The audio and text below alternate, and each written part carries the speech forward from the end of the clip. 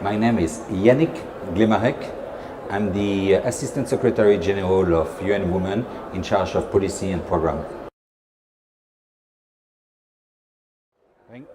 There is no way we are ever to implement the 17 SDGs in isolation, one by one. The only way we will implement the 2030 Agenda for Sustainable Development will be through identifying a limited number of integrated initiatives that will enable us to achieve 5, 6, 7, 8 SDGs in a synergetic manner. And UN Women strongly believe that a gender lens enables you to identify a number of solutions to seemingly intractable sustainable development challenge. And notably, there are some huge co-development benefits between gender equality and climate action for sustainable development. A few years ago, whenever I will come with a sentence with gender and climate change and scaling up action, people will be a bit puzzled. And as you can see with the COP22, it seems that this message has gotten across. And I would like to give a couple of examples of this co-benefits that we can leverage to create win-win-win options. If you take, for example, the gender gap in agriculture, if we were to address the gender gap in terms of access to finance, access to land, access to information, access to market, we could increase the productivity of women farmers by up to 20% in sub-Saharan Africa, according to FAO. This will enable us to have a dramatic impact in terms of SDG 1, poverty reduction, SDG 2, food security, SDG 3 and 4, because women farmers tend to reinvest 40% more of their income in the health and education of their families.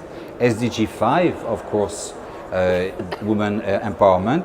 SDG 16, a woman farmer who can feed, educate and clothe her kids will also be able to make sure that they do not join violent extremist groups. And SDG 13, climate change.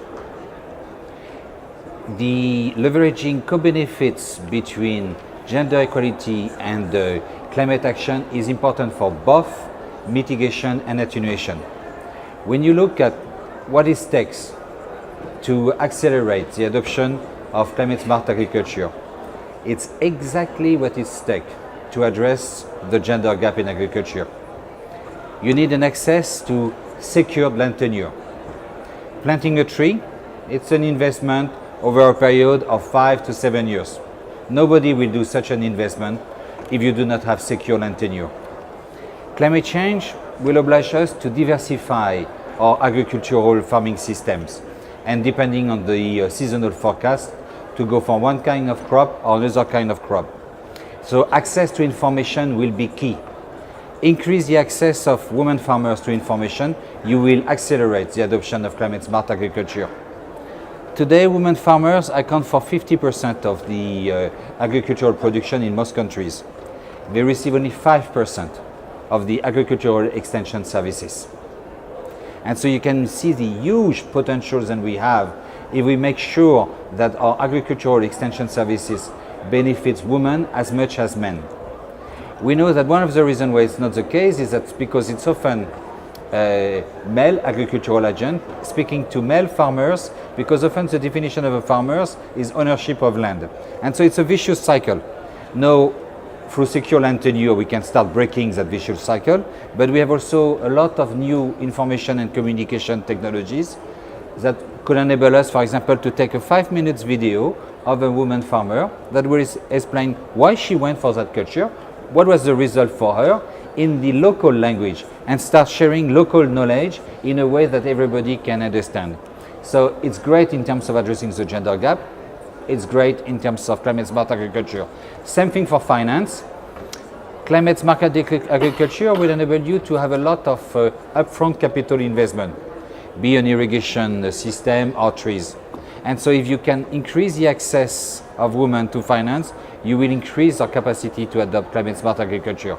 And markets, one of the best adaptations to climate change is, as I say, to diversify your production. For that, you need to have access to new markets. So doesn't matter whether you come from a perspective of gender equality when it comes to addressing the gender gap, or when you come from a perspective of adoption of climate smart agriculture, it's the same thing. The co-benefits between gender equality and climate smart agriculture are huge. And it's true also in terms of mitigation.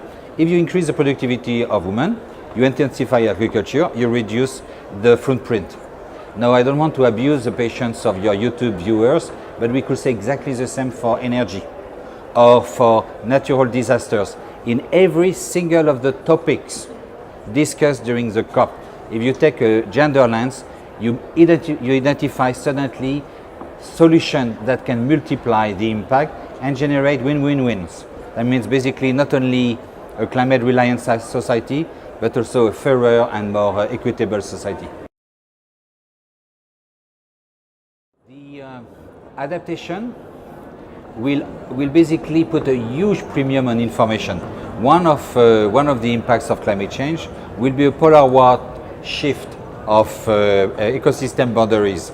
So basically, the type of opportunities you had, now it's your neighbors in the south or your neighbors in the north that have them. And the type of opportunities they used to have, you are now the one who have them.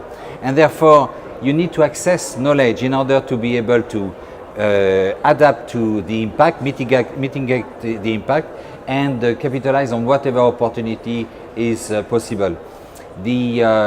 One of the main levers that we have to address climate change is providing quality information to everybody. If you look at the Paris Agreement, for me, one of the main breakthrough of the Paris Agreement is that we recognize that we will not address climate change at scale unless it's become the business of everybody. Individual, civil society, private sector, local governments, and national governments. And so one of the recommendations of the Paris Agreement is to call on all organizations to basically support capacity development of different type of partnership. And UN Women is taking this call very seriously. And so, for example, we have just developed a manual on how to leverage co-benefits between gender equality and climate action for sustainable development. Why it's so important, what kind of co-benefits are we speaking about, and how can you mainstream the gender dimension into climate action in order to leverage its co-benefits. And our objective is to shift from, for example, a gender responsive implementation of a project where gender comes at the very end under environmental and social safeguards, and often we're speaking about ensuring that 50% of the participants are women, toward an implementation of gendered action, where right from the beginning you look at basically what will be the gender differentiated impact of your activities, and you select your project strategy, you select your activities to make sure that they benefit women as much as men. And ultimately it's for the benefit of everybody, because you're speaking about optimizing impact. So shifting from gender responsive implementation to implementation of engendered action. And so we piloted this manual last Saturday with 50-60 representatives from the civil societies. We have a web page that can be accessed by everybody who would be interested in accessing the manual, but also the project documents developed by UN Women, the methodologies, the peer-reviewed papers, etc. One of the requests we have been given is to try to organize a training of trainers, and we are currently exploring what could be our options to do so.